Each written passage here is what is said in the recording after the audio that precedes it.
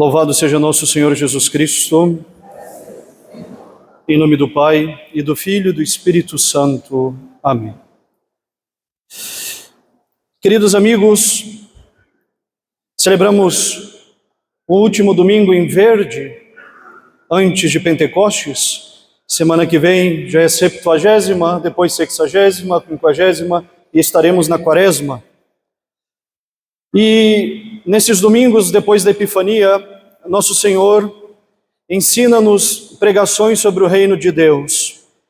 E nosso Senhor conta uma parábola hoje, que não faz muito tempo nós ouvimos no final do ano passado, no início de novembro. Os que lembram, têm boa memória e prestam atenção nas homilias, nós ouvíamos no fim do ano passado a parábola do joio e do trigo. E ouvimos hoje, mais uma vez, nosso Senhor contar essa parábola. Ele diz que o reino dos céus é como um campo, então uma grande plantação, onde o dono do campo plantou trigo. Durante a noite, veio o inimigo do homem, diz nosso Senhor na parábola, e semeou entre o trigo joio. Depois que cresceram o trigo e o joio, e os dois são muito parecidos, os trabalhadores disseram ao Senhor: o Senhor não gostaria que nós arrancássemos agora o joio e jogássemos fora? E o Senhor do campo, o dono do campo, diz: não, com medo de que vocês confundam o que é joio e trigo. Deixem crescer, e na colheita nós separaremos o joio do trigo. O que é trigo será guardado nos celeiros eternos, diz a parábola. O que é joio será lançado no fogo eterno. Essa é a parábola. E os padres da igreja, ou seja, os legítimos, os intérpretes legítimos da tradição, da Sagrada Escritura, os padres da igreja que nos legaram o sentido das Escrituras, eles nos ensinam que o campo é a nossa alma, o campo é a igreja. Então esse campo onde foi plantada a semente é a igreja de Deus. O reino dos céus é a igreja. É a igreja. Toda vez que a Sagrada Escritura diz reino dos céus, no Novo Testamento, se refere à igreja. Pois bem, na igreja foi plantada a semente do trigo. E todos os padres da igreja, ou seja, o início do cristianismo inteiro, nos legou isso, é unânime em dizer que esse trigo significa a fé. A fé. Então, o dono do campo, o dono da igreja, plantou a fé. E durante a noite veio o inimigo do homem, o demônio, e semeou no meio da fé o joio. E todos os padres são unânimes em ensinar que esse joio simboliza a heresia. O trigo é a verdadeira doutrina, semeada por Cristo. Ela cresce em solo fértil nas almas dos fiéis que cultivam a verdadeira fé. Mas o inimigo também semeou, ele semeou o joio, ou seja, as heresias, os erros, as falsas doutrinas entre o trigo, tentando corromper a pureza da fé e afastar as almas da verdade. Jesus semeou a fé, o demônio semeia a heresia, no seu campo que é a igreja. E, de fato, nós não falamos muito sobre heresia, e é importante que nós falemos um pouquinho sobre isso no sermão de hoje. É um dos sentidos, e é o sentido principal desse evangelho, nos alertar sobre a falsa fé, a heresia. Nós entendemos, junto com o grande Papa do século XX, São Pio X, nós entendemos com ele, nas palavras dele, que a igreja, o campo de Deus, sofre uma grande crise. A igreja está dividida, a igreja está dilacerada, ela está rasgada por uma crise de fé.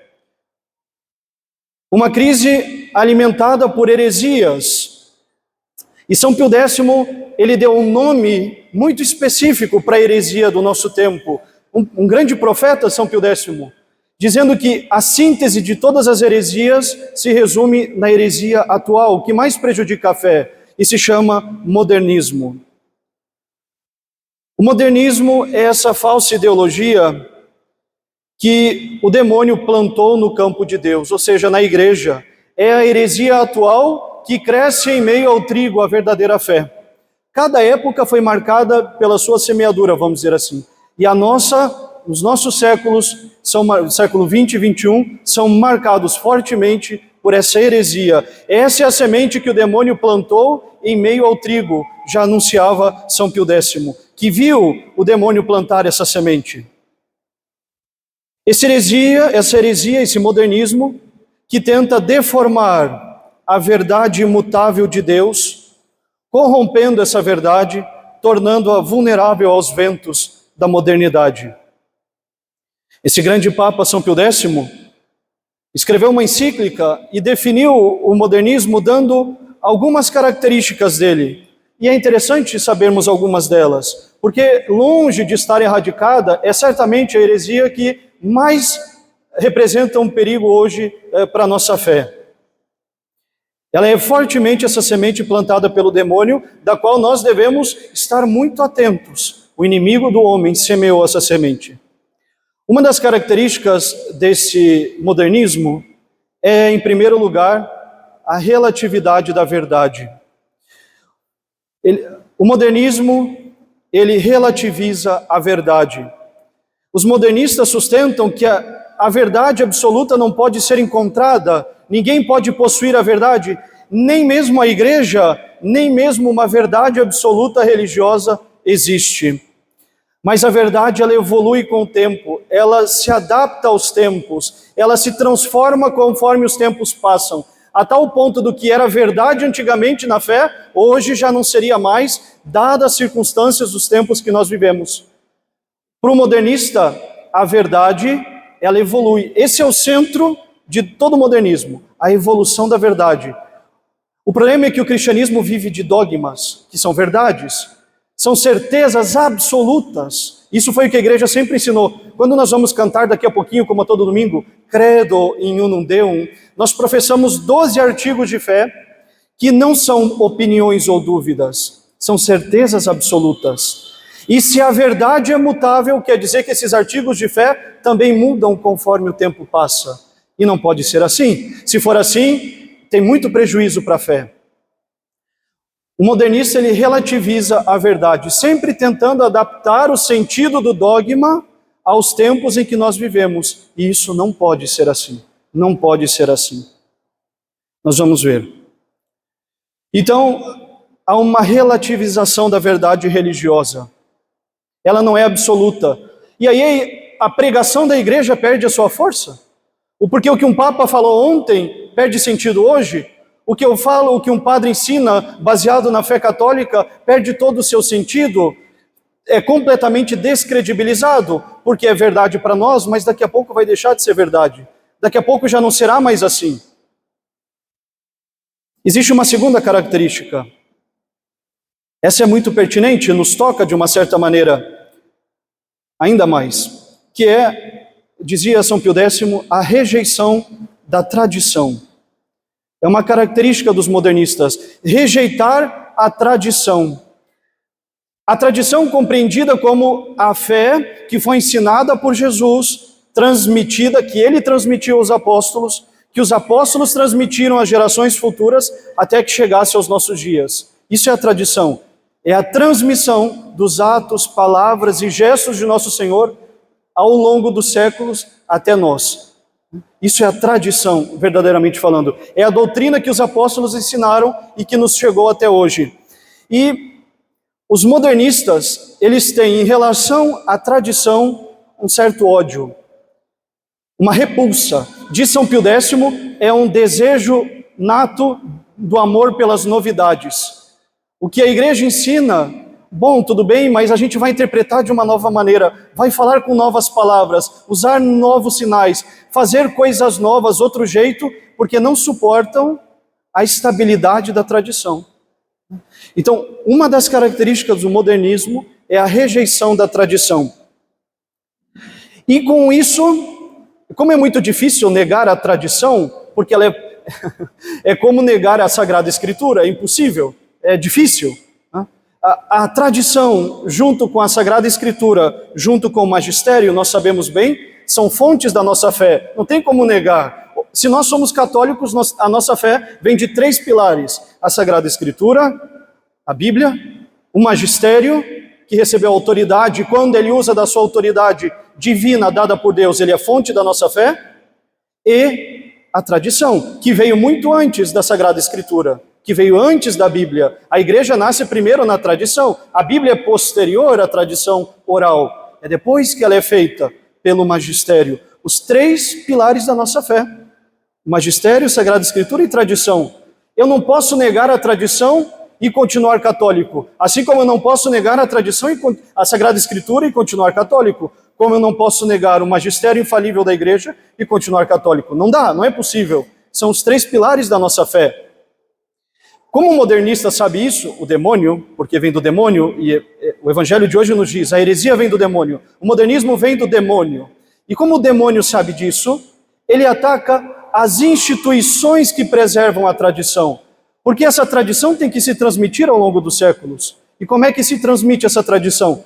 Pelas instituições que manifestam a fé tradicional da igreja. Por isso eles pedem sempre uma revisão dos dogmas, uma nova maneira de falar, palavras novas para expressar a fé. Por isso eles pedem ritos novos, um jeito novo de celebrar, um jeito novo de crer, um jeito novo de viver em igreja. Porque quando não dá para atacar diretamente a tradição, mais vale atacar as instituições que nos legam a tradição. Essa missa que nós amamos tanto nos legou, a missa tradicional, a missa tridentina, nos lega a fé tradicional da igreja, a fé católica formulada ao longo... Ninguém inventou essa missa, ninguém um dia dormiu de noite dizendo agora eu vou escrever uma missa, e vai ser assim a partir de agora. Ela foi a igreja que nos foi dando, é a missa de sempre, verdadeiramente de sempre, foi nos legada sempre assim. Jesus celebrou de um jeito, e isso foi se adaptando ao longo dos séculos, na maneira que a igreja foi formando, sem que um dia alguém tivesse decidido, é assim. Porque a fé tradicional, ela se transmite. E essa missa nos transmitiu a ideia de sacerdócio, a ideia do sacrifício, a fé católica na Eucaristia.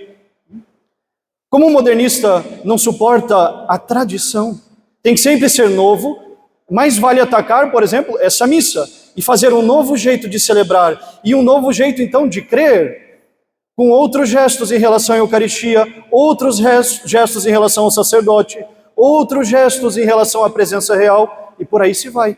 E vai se modificando a fé na destruição das instituições que guardam e preservam a tradição católica. Depois, uma outra característica é o enfraquecimento da autoridade da igreja.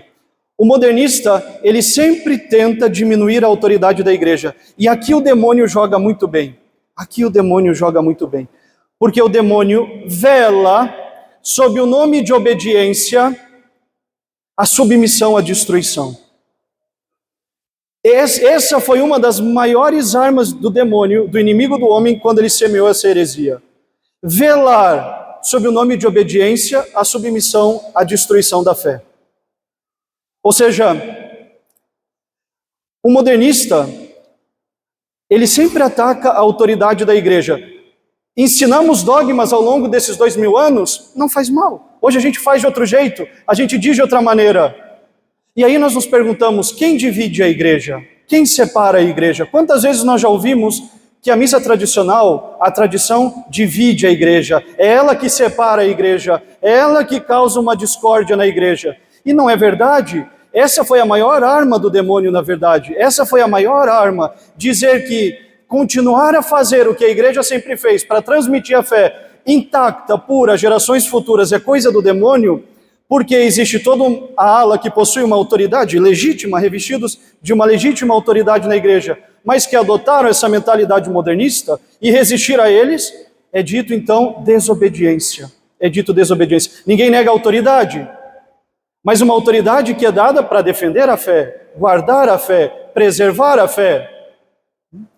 Nós não podemos de maneira nenhuma confundir obediência com submissão à destruição da fé, ao perigo da fé. E essa foi a maior arma do demônio. Porque quando nós resistimos, quando nós mantemos a nossa fé nos princípios, quem parece que está dividindo? Nós. Porque quem tem autoridade faz diferente.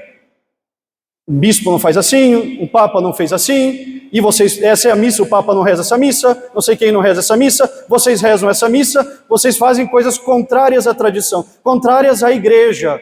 Do contrário, nós fazemos o que a igreja sempre fez.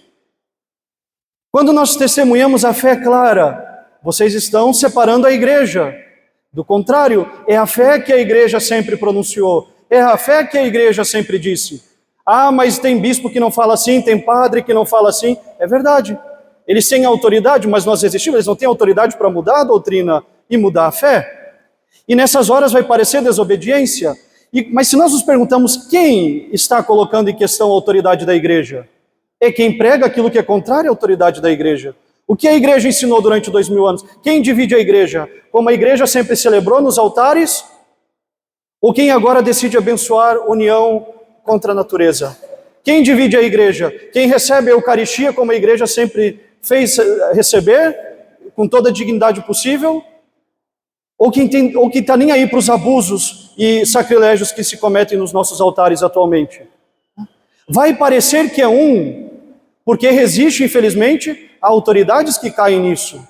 Mas não é verdade. Manter, preservar, não é a tradição que se coloca contra a igreja, contra a autoridade da igreja. Do contrário, é quem se separa da fé tradicional, é quem se separa da fé legada dos apóstolos até os nossos dias. E uma última característica desse modernismo é o subjetivismo religioso. Nós falávamos isso no domingo retrasado, e é um ponto verdadeiro quando a religião se torna mais uma experiência de um encontro com Cristo do que realmente uma conversão a Ele. Ou seja, eu vivo uma vida de pecado, eu vivo uma situação incompatível com a doutrina revelada por nosso Senhor, mas não faz mal. Eu encontrei Ele, eu me sinto bem aqui, eu me sinto bem na igreja, eu me sinto bem diante do encontro com Ele, e o fato de eu me sentir bem, eu assimilo isso à minha consciência, eu estou em consciência tranquila. E a religião se torna mais um encontro com Jesus, se torna mais um encontro com o nosso Senhor, um encontro subjetivo, do que realmente uma conversão a Ele. Isso é muito comum, a gente vê esse fruto muito forte hoje em dia, e isso é do demônio, isso não vem de Deus, isso estanca a nossa conversão, o nosso aproximar-se de Deus. Nessas características, meus caros, fica um pouco claro que o demônio é o autor do modernismo. O modernismo é hoje, atualmente, um joio. Ele surge disfarçado, ele promete inovação, parece obediência, mas no fundo é corrupção. Ele mistura erros com verdades, distorce os ensinamentos da igreja e tenta criar uma fé adaptada ao gosto do mundo. Os modernistas pregam a liberdade da crença, a relativização da moral, a aceitação de tudo que o mundo moderno oferece como verdade. Mas como pode a verdade ser mudada pelas vaidades humanas? Como pode a revelação, a doutrina eterna de Deus ser alterada de tempos em tempos, conforme o tempo vai passando? Não pode. O joio é a heresia. O trigo é a fé de sempre da igreja. É aquela fé que foi pregada por Cristo, transmitida pelos apóstolos. É a fé que ao longo dos séculos alimentou as almas dos fiéis, sustentando cada um deles no caminho da salvação. Não existe necessidade de modificação da fé, porque a fé, ela é eterna, é a palavra de Deus eterna, ela é imutável, como o próprio Deus é eterno e imutável. A fé tradicional, a fé de sempre da igreja, não existe fé que não seja tradicional na igreja católica, a fé de sempre é a semente de Deus, que cresce em nossos corações e gera frutos de santidade. O que foi que nós pedimos no batismo? Quando o padre iniciou o nosso batismo, ele perguntou: fulano, o que pedes à igreja de Deus? E nós respondemos: a fé. A fé, foi isso que nós viemos pedir no batismo. E o que te alcança a fé? A vida eterna. Foi isso que foi respondido em nosso nome ou nós mesmos dissemos. O que te alcança a fé? A vida eterna. Quando o demônio ataca a fé, quando ele nos faz perder a fé, quando a nossa fé é colocada em questão, a vida eterna é colocada em questão. A nossa santidade é colocada em questão. A fé da igreja é o eco da eternidade de Deus nesse mundo. E o modernismo, como toda heresia, é o canto atual da separação dos cristãos. Quem separa a igreja de Cristo? Quem divide e dilacera a igreja? Quem se afasta da fé católica. E a crise será tão maior quanto mais alto forem os membros da igreja a se afastar dessa fé. A missão que Jesus confiou a Pedro e ao sucessor de São Pedro, o Santo Padre, o Papa, é de confirmar os irmãos na fé. O que disse Nosso Senhor a Pedro? Tu, uma vez convertido, confirma os teus irmãos na fé. Mais o Papa nos confirma, mais os cristãos se unem na fé em torno do Santo Padre, mais a igreja se une. Mais o Santo Padre deixa de confirmar, mais os cristãos se separam da fé, mais a igreja se divide, mais ela se dilacera. Jesus perguntou: e quando o Filho do Homem vier, encontrará ele fé sobre a terra? Sem fé, sem vida eterna. Por isso, meus caros, se nós nos afastamos da fé católica, o que vai sobrar é fragmentação da igreja, divisão. Cada um buscará o seu próprio caminho, a sua própria interpretação do que é a fé. Nós não devemos permitir que a heresia chegue até nós. Não permitir que a fé modernista, com as suas tentações de relativismo, faça com que a igreja se despedace em 1000 pedaços. Do contrário, pela fé de sempre, que ela se una num só corpo, que todos sejam um. Em tempos como os nossos, de ataques aos fundamentos da igreja, a tradição que é fundamento da igreja, nós devemos permanecer firmes na fé católica, na fé de sempre, que é o trigo que o Senhor semeou. E devemos rejeitar o joio nos nossos tempos do modernismo, que tenta enganar-nos com as falsas promessas de um progresso. Como dizia São Pio X, devemos ter os corações e a mente vigilantes, para que as sementes do erro não encontrem terreno fértil em nós. O nosso dever de católicos é alimentar a nossa alma com a fé tradicional, ou seja, católica, com os ensinamentos dos santos padres, com as escrituras, com a tradição da Santa Igreja. Nós não devemos ser influenciados pelos ventos das doutrinas da modernidade, mas firmes na rocha da fé, que jamais passará, sob a qual um homem prudente constrói a sua casa. Lembremos-nos sempre das palavras do Senhor no Evangelho de hoje. Deixem crescer ambos até a colheita. O trigo e o joio crescerão juntos, até o fim dos tempos. Mas no juízo final, disse Jesus, será recolhido o trigo e levado ao celeiro do reino de Deus. E o joio será queimado no fogo eterno. Portanto, amigos, sigamos o exemplo de São Pio X, que coragem e fidelidade à tradição da igreja combateu a fim de ter sempre uma fé pura, uma fé católica. Que possamos também ser fiéis, como bons servos do Senhor, cultivando no campo das nossas almas o trigo da fé católica, rejeitando com firmeza o joio que tenta nos corromper. Que a Virgem Maria, Mãe Santíssima, interceda por nós, para que possamos sempre permanecer fiéis à verdadeira fé, a fé dos nossos pais, a fé imutável da Santa Igreja Católica. Amém. Louvado seja nosso Senhor Jesus Cristo. Em nome do Pai, do Filho e do Espírito Santo. Amém.